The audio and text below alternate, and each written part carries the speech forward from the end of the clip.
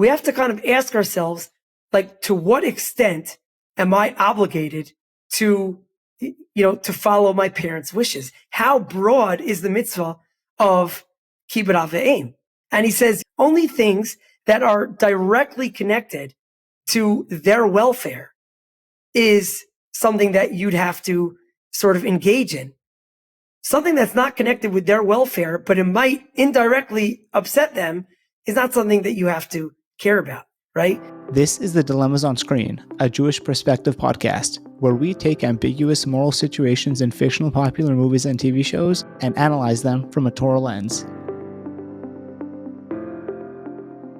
As a quick overview, in the Top Gun movie that came out in 2022, Maverick, who's played by Tom Cruise, is a top fighter pilot, and he is recruited to train junior pilots for a special mission. Rooster, who's one of the junior pilots, is the son of Maverick's deceased best friend, Goose. Now, Rooster resents Maverick for two reasons. The obvious reason is that Rooster blames Maverick for his father's death, even though it wasn't Maverick's fault. It even went so far as Maverick was cleared from blame by a military inquiry. It was just an accident. It was a freak accident. Goose died. It was tragic, but it ultimately was not Maverick's fault. There's a second reason, and we only find this out later, is that Maverick apparently also pulled Rooster's Naval Academy application papers. This set Rooster's career back by 4 years and didn't stop him from pursuing the career he wanted. We also later find out Maverick tells his former girlfriend, Penny, that he promised Rooster's dying mother that Rooster would not become a pilot like his father. And you can imagine the weight of such a request on Maverick. At the end of the day, the widow of your former partner is now asking you to stop her son from engaging in the same career that got his father killed. Now, Rooster is not aware of his mother's request, and Maverick decides to take the full blame from Rooster so that Rooster would not also blame his mother. With that, we have a few questions we'd like answered. First, and most importantly, does a parent have the right to interfere or request such interference in her son's career or her kid's career generally? Does it make a difference if the parent interferes directly as opposed to requesting a third party interfere? And if the parent does not have the right to interfere in a kid's career, what if the child's decision involves mortal risk? Does that change the calculus? At the end of the day, this is a very dangerous profession. You're literally going in as a fighter pilot on this super sophisticated aircraft with the possibility of dying, going to enemy territory. Does that change anything? And let's say the answer is no. It doesn't make a difference. It's a kid's decision. He can choose to do what he wants. Does it make a difference if that career that he's going into is the exact same one that got the child's father killed? So those are our first layer of questions. The second is, does a senior soldier or officer, are they allowed to intervene by pulling a junior soldier's papers, even though he presumably did not have the junior soldier under his command? Another question, does it make a difference if the parent or the third party suspects the child won't give up, and this will just cause the child to take a longer road? Finally, can the senior soldier or officer interfere and then keep the mother's request quiet to preserve the peace between her and her son? Is it morally praiseworthy for Maverick to take the blame so Rooster doesn't blame his mom? These are the questions that we want answered. Let's see what the Torah perspective is. I am excited to welcome Rabbi Yoni Sonnenblick to this episode to answer our questions. Yoni Sonnenblick is a rabbi and therapist who focuses on the intersection between Torah and psychology. He lives in Baltimore with his wife and kids. Hi, Rabbi Yoni. Thank you so much for joining us. My pleasure. It's great to be here. Yeah, it's great to see you again. All right, so let's launch right into it. Does a parent or a mother, don't know if it would change anything, but does a parent have the right to interfere in her kid's career or like kind of mandate what career choice he can make? So we'll start with that. Yeah, that's a great question. There's a really interesting response from somebody named the Maverick. And the Maverick is taking up an argument with the Rush, Rabbi Yoni Sonnenblick, also a very early commentator. You end placing them like who's the Maverick? Like when did he live? Or just like a brief blurb. The Maverick I think is around the 1600s or so. I may be wrong about that. The Rush is an early commentator, is the 1300s. So he's what we call a Rishon. And so the Rush had said as follows. He's talking about the following scenario. Somebody came to their son and they said, look, I got into a fight with this guy and I don't want you to speak to him. I don't want you to have anything to do with him. If he comes to talk to you, I'm asking that you ignore him. Okay. And so the question was, does the son listen to his father? There's a mitzvah of kibbud av v'em, to respect your father's wishes. your father said, I don't want you anywhere near this guy. Do you listen? Do you not listen? Fascinating kind of question, which is, probably quite common. So, Right. so this is what he's discussing. And the Rush says that if your father doesn't want you to speak to him, then don't speak to him. But the Maverick actually argues. And the Maverick says, first of all, let me just kind of introduce another idea. Here's something the Talmud talks about. How far do we take this mitzvah of respecting your parents' wishes? Let's say your parent tells you, you know what? This week, I'd like you to not keep Shabbat. This week, I'd rather you kind of go with me to the stadium. So do you say, all right, it's my parents' wishes, right? Maybe you could instruct your parent, hey, I really want to go to the stadium. Maybe you could kind of command me to do that, and then I'll end up doing that. I mean, how far are we going to take this? You could say, it's the 10 Commandments. Honor your parents. Just trying to do what the Torah says. It's one of the top 10, right? What's actually going to beat that out? So the Talmud actually, I won't go into all the technical details, but the Talmud actually says, based on the verse, based on the pasuk that introduces the mitzvah of kibbutz avim, it actually ends by saying, Ani Hashem, I am Hashem. And the Talmud's way of reading that is that although you really have to honor your parents, it's so important, that's only true until it gets into the honor of God.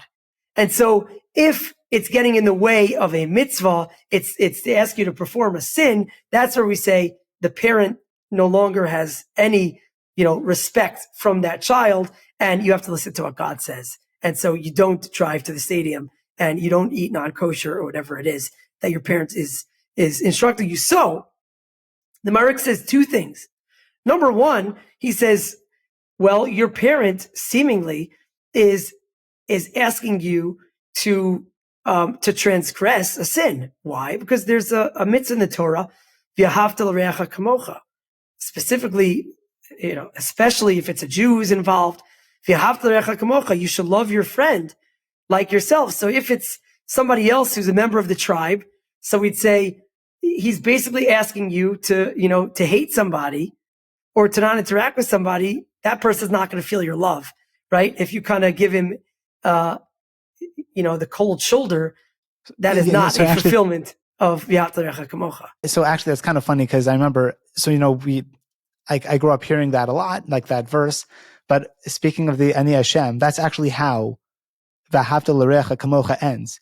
Whatever, there's a beginning to that verse and it says, etc. And then v'ahavta l'reacha kamocha, Ani Hashem. You shall love your neighbor as yourself. I am God. And if I remember correctly, I think Rashi there said, maybe, I can't remember if it was Rashi, but someone there says because it's not you shall love your neighbor as yourself if you feel like it. It's you shall love your neighbor as yourself. I am God who tells you to do that, whether you like it or not. Right, exactly, right. So this isn't like a mitzvah of convenience when you're like, hey, I really like this guy, or he did something good for me, or yes, absolutely. Sometimes we think that the only person is kind of the person we choose. So that person I'll love, but that person's not part of that mitzvah. And like you're saying, of course, it's through and through. So you're really supposed to love somebody unless they really give you a reason not to. Again, sometimes maybe the father informs you this person's really a bad person. Okay, right? But if it's just, hey, I have a little issue with him, we don't get along, that really shouldn't trickle down into you. So that's the first thing the Maverick says. Okay. And that would be specifically because he's telling you to transgress a mitzvah. But then he says something that I think applies a lot more broadly. He ends up saying further that he says, in general, we have to kind of ask ourselves, to what extent am I obligated to follow my parents' wishes? How broad is the mitzvah of kibbutz avim? And he says, you know what? I don't think your parent telling you who to talk to is even a fulfillment of your requirement of respecting your parents. He says only things that are directly connected to their welfare is something that you'd have to sort of engage in. Something that's not connected with their welfare, but it might indirectly upset them, is not something that you have to care about, right? So, for example, I'll just take this further for a second. I'm just thinking about the Jewish guilt that, moms and dads put on their children. So if your mom says, hey, looks like you've gained a few pounds, I want you to start eating a little healthier. So I think the Maverick would say, like, in the nicest way, you don't have to tell your mother, right? We could talk about how you would share that with her or him, right? But, in the nicest way, well, that's not really included. It's like things that are direct. Now, your mom or dad might say, well, I'm a wreck. I'm so nervous and it really bothers me. That's, I feel for you, but I'm just telling you, like, that is not included in direct welfare, right? If the parent says, help me get to the doctor, that's direct welfare. That's really direct. Can you do something for me? Can you change the way you live so that I am happier? That is not really included. It's too indirect. And so he sort of says, even if it's not an avera involved, a sin, you do have the right to sort of politely and respectfully decline. Wow. That actually, that sounds directly on the money. So I guess that's a good example. So you're saying if a parent asks you to take you to the doctor, I'm assuming like to make them food. Is there any, like, I guess let's define, like, what is, I guess let's take a step back. What is the mitzvah of, like, first, what's the source of honoring your parents? And again, let's just speak just generally what the general parameters are, because that is, and it sounds like there's room to argue here, and people do, but just so we get a sense of, like, what does no one argue about, and then when do we start getting into shakier territory? Yeah, so it's a great question. So, one of the 10 commandments, kaved es avicha v'esimecha, right, is to honor your parents. Now, I'll just kind of jump into one of the really interesting Talmudic arguments. Is the Talmud discusses the following case. Well, I need to honor my parents, but do I need to spend my money or their money, right? So if a parent says, hey, I'd like to come visit you, so I have to spend time, and it's too indirect also to say, well, time is money. That's too far off, right? But I would have to spend time getting the room ready and getting food and, taking care of them, right? But who pays for that ticket? I'm assuming, like, if they fly in it, like, they have to fly in if they're from a different city. If they're flying in, who has to pay for that ticket? They say, well, don't you want to honor your parent? You should pay for the ticket. Or do you have the right to say, listen, when you come, I would love to see you and I will treat you like a king and a queen that you are. But I don't have to go broke for you, right? And so it's a really interesting conclusion. It's very clear in the halacha that it's Mishel Av, that the parent has to spend their money. We could take this a little bit further, something that is more of a recent question.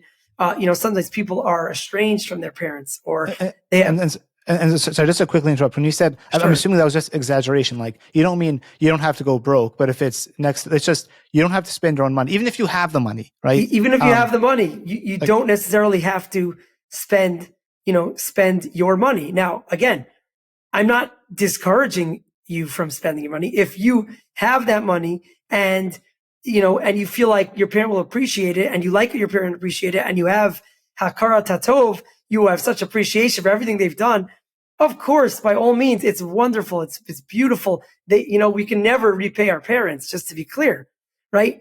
But in terms of, if you want to follow the strict letter of the law, right, you are not obligated to take out your credit card or checkbook every time, they want something. So that's just sort of a kind of introduction. Oh, what I was saying is that a more recent question that has come up, which is really sort of a testament to the times, is that what if it won't cost you financial loss to reach out to your parent? What if it'll cause emotional pain?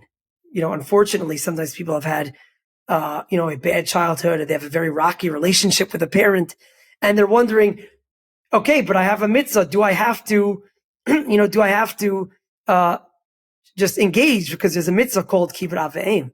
And so, the answer that I think some modern day rabbis point out is just like finances, you don't have to spend your own money. So too, if you're truly traumatized, I'm not talking about somebody who's a little bit upset. Everybody, gets into fights here and there. Everybody has an issue here and there. I'm talking about if somebody is truly traumatized and it's going to cause them, serious emotional damage to stay in touch with that parent. Well, that's something where maybe we say, I don't have to spend my emotional finances. Does that lead into, I think you said the Maverick, who says this is like that principle in terms of, does it directly affect the parents or not? Because that'll lead to the career. It's a good question. He does say it when it comes to marriage, and he doesn't seem to say because of this really interesting reason of the Rashba. It sounds like he's just sort of putting out there that a child has sort of some of their own autonomy.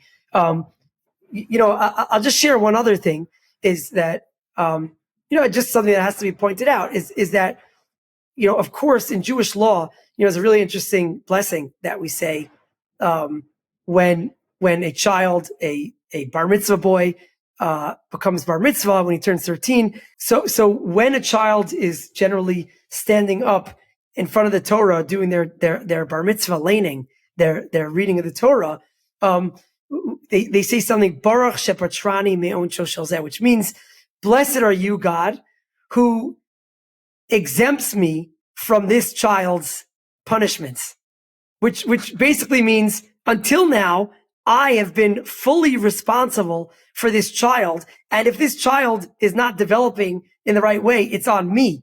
It's my issue. And now, here on in, this is a man. He's 13, right? And I'm sort of thankful that I could kind of move on. Okay. Okay. So, and I'll add another interesting halacha. The law is that obviously an 8-day-old baby can't be responsible for their own circumcision, for their own milah. So who has that obligation? Of course, it's the parent. But if for whatever reason there was a child who was never circumcised, once that child turns 13, now it becomes the child's responsibility, now that he is old enough to take care of it on his own. And so what I'm pointing out is that there's a development where, of course, we as Jewish parents are very much responsible for our children, and we never shirk that responsibility.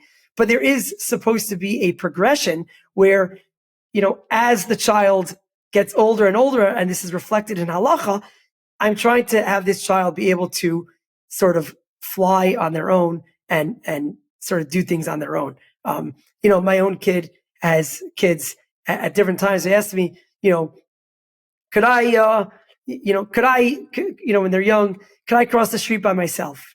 And I can't tell you I always do this, but when I remember, I would say, not yet, right? Meaning, I think this really helps frame parenting in general. I know that's not our conversation, but it really helps frame parenting when you think that all of the no's that you're telling your child, they're not really no, because your child is going to be their own independent person at some point. And so the answer is not yet. I'm not yet ready for you to have a phone. I'm not yet ready for you to talk to the opposite gender. I'm not yet ready for you to cross the street or shoot fireworks. But you know what? The answer is not no. I can't really say no forever. It's not yet. And at some point, you're going to do that. And right now, while I have you still, and I may have your ear even just a little bit, I don't fool myself into thinking I have your ear entirely. But I'd say while I still have your ear to some extent, I'm going to try and share with you my values. But ultimately, it's going to be on you to make those final decisions. And so it's not yet. And so I turn back to this and say, using this Maverick, who says that the parent does not have the right to dictate that, I would say that, if Rooster was aware that his mom was really against this, this is his either it's his hobby or even more, it's his profession. And he doesn't really, through the letter of the law, he would not have to honor her wishes. Wow. He would be able to kind of do what he wants. And that's what I would think. That was very well fleshed out. And it's a really interesting example of like the evolution of parenting effectively is when they're younger, you do have a more direct say. That's just, I don't think I'd ever thought of it in that fashion, but that does make a lot of sense. I think I'm going to go to like kind of a next question in terms of, does it change anything if there's like mortal risk? I mean, he is going to be a fighter pilot. He's going to be exposing himself to like fairly extreme danger. I mean, presumably the United States Air Force or whatever, I guess like the Naval Academy, right? The Navy would have their pilots' best interest in mind and will obviously go to great lengths to protect them. Yeah. I guess I would just say one thing as we move into like, is it even appropriate for the mom to have this issue, which is kind of, because there's this danger. One thing I would sort of want to just talk about for a second is to me, it's almost like a shame that it goes down like this, where it has to be through back channels, where it has to be, without being able to talk directly to her son. And this sort of brings up for me the story of Joseph and his brothers and who couldn't get along and end up getting into such a fight that they sell him, and we know the story. And there's a language used over there that they couldn't get along. V'lo yachlu dabru l'shalom, that they couldn't speak words of peace. And again, on one level, it means they just didn't like each other. But some of the commentators point out that there's a language of speaking. V'lo yachlu dabru l'shalom, they couldn't speak, and they say, if each of them would have just sort of aired out their issues and spoken it out, it's almost a guarantee that the story of Joseph and his brothers would not have gone down in that way. And so, there's a place to sort of point out that this is almost tragic that, that the mom has to go through these back channels to ask somebody to pull Rooster's papers. That's something that is tragic in terms of, in terms of this question. Yeah. Sorry, so I actually have two thoughts. So I'm not sure if the movie makes clear, this is an assumption because I do not think that the movie makes this clear at all, but I would assume that the mother probably did. I'm sure there were fights. Yeah, I suspect they probably had a lot of conversations about it, but I have no idea. That is interesting. What you reminded me of, though, this might have been like her last ditch effort, and she tried. Right, especially since it was her dying wish, which again, we'll get to that in just a minute. Sure, sure. What you also reminded me of was, I remember hearing that just because it's directly on point, was there's a verse in the Torah that says, Lo tisna et achicha bilvavecha. You shall not hate your brother in your heart. Which is very interesting because don't hate your brother in your heart. As long as you air it out, then good to go, right? Just don't keep it secret. But I heard someone once explain no, that's the whole point in terms of, sometimes someone will do something to us, they'll, cut us off, the grocery line. Let's say it's a friend of ours, they treated us rudely, they did something to upset us, and we're really harboring resentment against them. How could they do such a thing? And then if you just hold on to that, the Torah is don't do that. Speak it, go tell him you're upset. And then often what happens is when you're hey, I'm really upset at you for doing that, what often will happen, not always, but often will be oh my gosh, I didn't realize that I had done that. I'm so sorry. I never intended. Or you find out I'm so sorry, my wife is in labor or something like that. And then suddenly you're oh my gosh, yeah, okay, you hug it out. It's no issue. I also think that in general, when you admit that somebody hurt you, there's a certain vulnerability that you're sharing by sort of allowing somebody to know, by the way, you have the ability to hurt me. And that itself feels like you're showing a weakness, which is something that if we are a little bit broken or a little bit, we've been hurt in the past, it's very common to just close that up and just say, I don't want anybody to even know that I could be hurt. So, wow. I'm a therapist, so that comes up. You're getting ego involved effectively. I would air it out, but by airing it out, I'm showing that, like you said, well, you're admitting that you could be hurt. The word vulnerable is a Latin word. It means woundable. So if you could share something that is, that has, the capacity to make you wounded. So then maybe the person will say, well, let me fix you up. I feel so bad, but maybe they'll say, oh, I know where I could hit you again. I wish, yikes, but yeah. Yeah. Let's So hope that most that's people a are whole not like conversation. That's yeah. I just want to return to to this other point that you're making.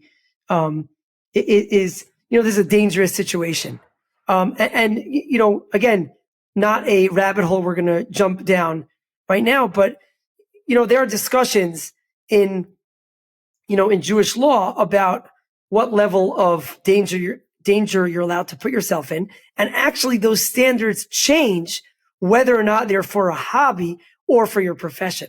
So that's actually really interesting. Is that there might be one standard of playing. There are rabbis out there today who say that it is really it is prohibited to play tackle football.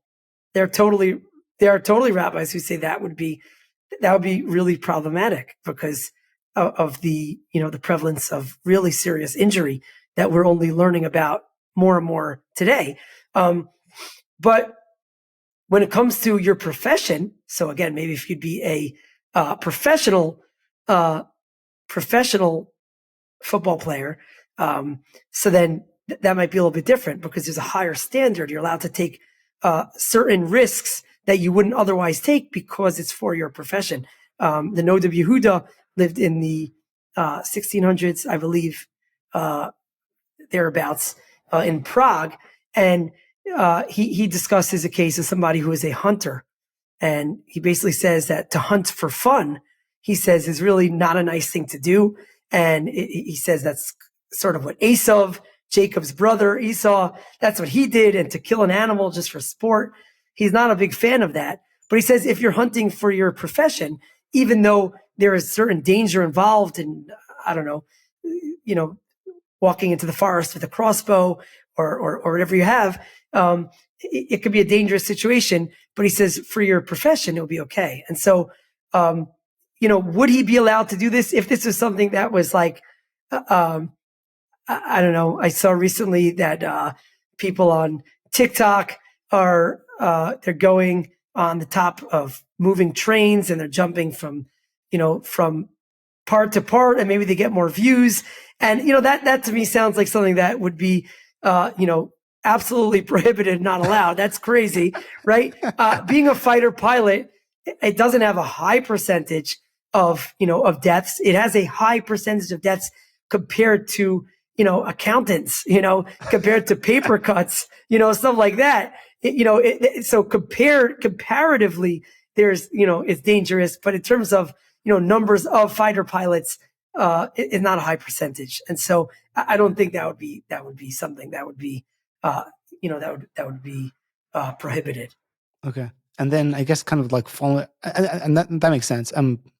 I guess just to kind of clear the air, if there was like a super high, like, is there some kind of threshold at which, like, if it's super dangerous, like it's, I don't want to give any numbers, but if it becomes like almost outrageously dangerous. I'm not sure exactly. I could tell you that there's a interesting parallel discussion when it comes to Hilchot Shabbat, the laws of Shabbat. So there's certain things you can't do on Shabbat. And the question is, you're allowed to do almost anything to save a life. So the question is, well, I keep Shabbat, but also I want to save my life. At what point do I break Shabbat to save my life? Right? So let's say I think I might have an infection. Well, could an infection kill you? Could strep kill you? Should I drive to the pharmacy? Could strep kill you? Could it wait till tomorrow? Right? So these are conversations that happen. There is an interesting thing. Rabbi Akiva Eger lives in the first half of the 1800s. He's one of the greatest Talmudists of his time. And he says, if something is a 1 in 1,000 chance that it could really lead to something really dangerous, 1 in 1,000, then you could break Shabbat. And so people often use that threshold. I can't tell you if that would apply necessarily paralleled back to somebody's profession, but that's just an interesting source. Okay, yeah, that is interesting. Okay, I guess, like, moving on to the next part. So I guess now focusing on Maverick. So he was like, I don't know if he was his commanding officer, but he clearly had the authority. Presumably, no one contests Maverick's ability to apparently have pulled Rooster's papers. But it's like, assuming that was done legally and he was permitted to do that, what does Judaism have to say about that in terms of was it permitted for Maverick? Like, how would Jewish law approach that? Could Maverick, like a senior pilot, pull a junior pilot's papers? Right. I guess from two perspectives, either A, because of the wish of the parent, or two, because he didn't think he was ready. And those are the two reasons he gave for doing it. It sounds like it was really mostly because of the death wishes of the parent, but apparently he didn't think Rooster was ready. So kind of, how would we see that? Yeah, so that's a great question. I want to discuss it in two different points. I think they relate back to what you're asking. Let's start with the first. There is a concept in Jewish law and in secular law as well, of course, of taking a bribe. You're not allowed to take a bribe. And the Talmud in Sanhedrin gives lots of examples of somebody who was a judge. And the litigant, he found out he had some small connection. He said one of the litigants was usually brings him his food, delivers his food on Thursday, and today he brought it on Tuesday, 2 days early. And he says, okay, I can no longer be the judge on this matter. And so, this concept of when a person has to have the sort of self-awareness to check in with themselves and see, am I capable of making such a decision? Let me flesh this out a tiny bit more. There's a concept in psychology and therapy. And the concept is, there's a concept of transference. Transference is sort of what the client or the patient is bringing in. And then there's the concept of countertransference, which is, the therapist who's trying to be so helpful, right? What is this reminding him or her of? And there's a major focus on trying to be really aware of like, hey, do I have any experiences with this before? I was once in line for jury selection, and they ask this when they're picking a jury. It was a car accident, and they started asking each person, hey, were you ever in a car accident? Yeah, one time I got hit, so I'm afraid I'm going to go for the for the victim. Another person says, one time I hit somebody and they made such a federal case out of it, and I'm afraid I'm going to go for the other side. In the Hebrew word we would call is negiot, is it touches you. Something that touches you is something that could really cloud judgment. And so, one thing I wanted to bring up is that Maverick, he's a close friend of Goose, the father of Rooster. He ultimately has been cleared. It wasn't his fault. But we know people have all sorts of guilt that they harbor, even when it's pretty clear something's not their fault. Okay. The essence of neuroticism is the extreme of that, where you blame yourself for everything. But there are things like survivor's guilt, people who, somebody else doesn't come back from the war. Somebody doesn't come back as a hostage. The people who do come back, they sometimes are weighed down with such guilt. Why did I survive and someone else didn't?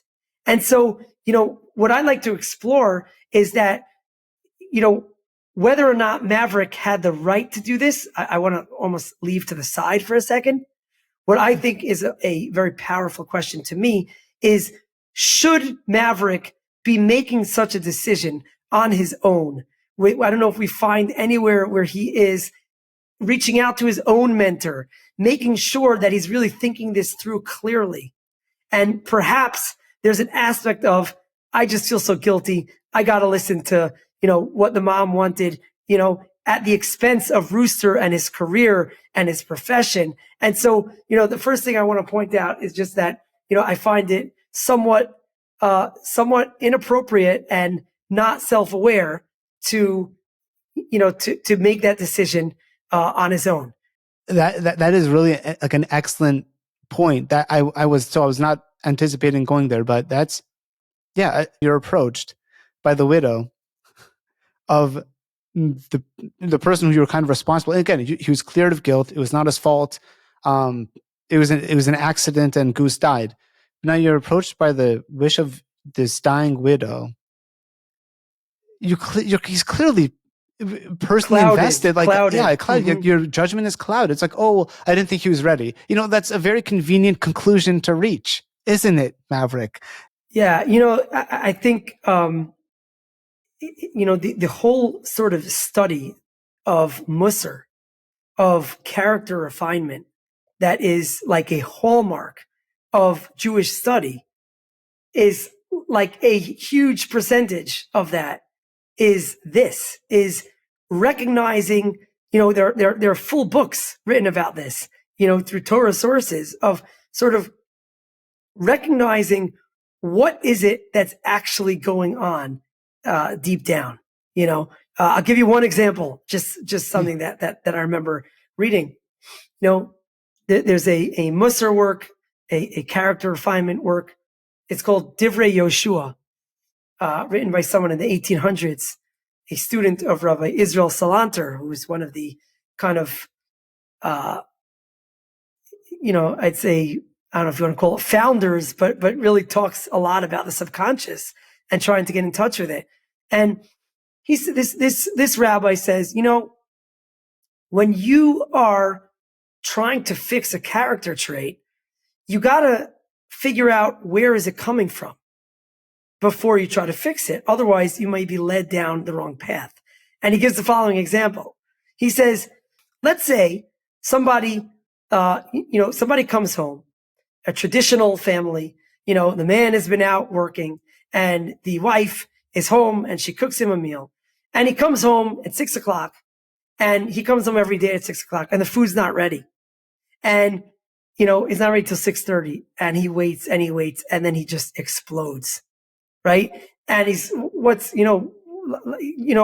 ask, what do I ask for? What do I want? And, he makes a whole big deal out of it. And okay, this is a problem. You got some anger management problems. We gotta work on this, right? Yeah, sure. But what do we have to work on? Maybe this person has just an anger issue. So you'd have to work on anger. Maybe he doesn't have an anger issue. Maybe he doesn't get angry at other people too often. He's not a road rage kind of person. He's not like that at all.